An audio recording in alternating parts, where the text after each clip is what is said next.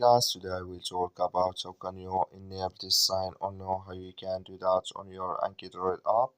We go to figure out the solution or know how you can do that on your app. So you just follow this way, then it's going to work with you. So all you have to do, just go here above this sign, you click on it. Then it's going to show for you a list like this here. Then you click here on settings. When just click here on settings, it's going to take you to next step here. It's going to show for you like this. So then all you have to do, just click here on appearance. You come to next step here.